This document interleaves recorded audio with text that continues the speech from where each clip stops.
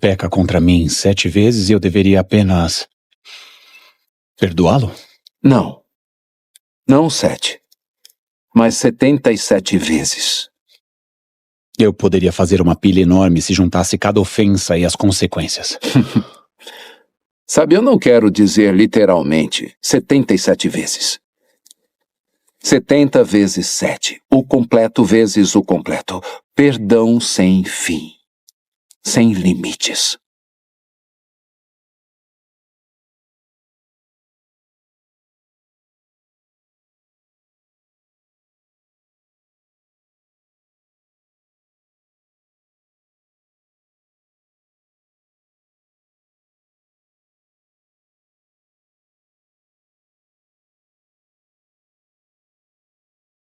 Eu te perdoo.